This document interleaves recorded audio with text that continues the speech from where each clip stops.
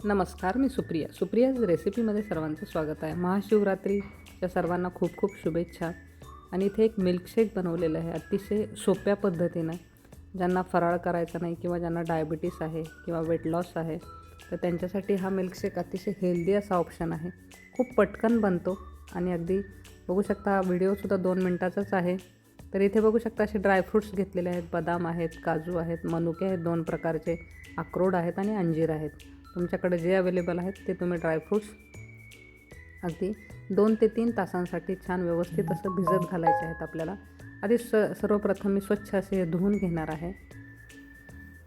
तर हे धुतल्यानंतर याला मी छान पाण्यामध्ये भिजत घातलेले. तुम्हाला हवं तर दुधामध्ये सुद्धा तुम्ही भिजवू शकता. तर छान बघू शकता याचं साल निघत आहे, याचा अर्थ अशा पद्धतीने छान भिजलेले आहेत हे ड्रायफ्रूट्स. तर अक्रोडसुद्धा बघू शकता की व्यवस्थित भिजलेलं आहे. तर हे जे बदामचं जे कव्हर आहे ते मी काढणार आहे. तुम्ही नाही काढलं तरी हरकत नाही. तर इथे पाहू शकता अशा पद्धतीने हे बदाम आहेत त्याचे सगळे साल मी काढून घेतलेले आहेत.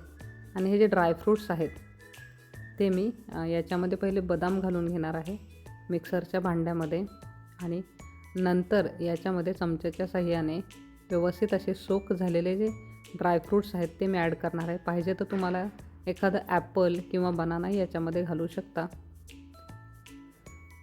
तर अशा पद्धतीने हे ड्रायफ्रूट्स व्यवस्थित असे निथळून याच्यामध्ये आपल्याला घालून घ्यायचे आहेत मिक्सर. थोड्या केसरच्या काड्या घालून घेतलेल्या आहेत आणि याला आपल्याला मिक्सरवर असंच फिरवून घ्यायचं आहे. आणि मग जे राहिलेलं पाणी होतं तर ते मी याच्यामध्ये ॲड केलेलं आहे. तर तुम्ही दूध ॲड केलं तरी हरकत नाही, कारण त्याच्यामध्ये पूर्ण घटक उतरलेले होते पाण्यामध्ये, म्हणून पाणी वाया न जाऊ देता मी घातलेलं आहे. थोडंसं दूध ॲड केलेलं आहे आणि हनी वापरलेलं आहे याच्यामध्ये. तर साखर किंवा मग डेट्स किंवा मग गूळ न वापरता इथे हनी वापरलेला आहे थोडासा.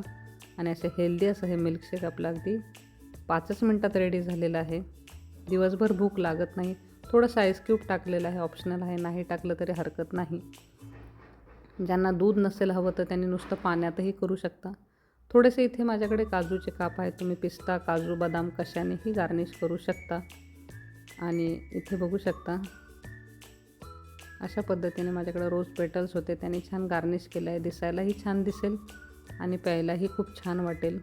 तर अगदी थोड्याशा हनीचा वापर केलेला आहे. पण ज्यांना बिलकुलच चालत नाही त्यांच्यासाठी नाही घातलं तरी हरकत नाही, कारण आपण जे किशमिश घातले आहे त्याचा गोडवा याच्यामध्ये उतरतो. तर अशा पद्धतीने हेल्दी असे हे मिल्कशेक नक्की ट्राय करू शकता.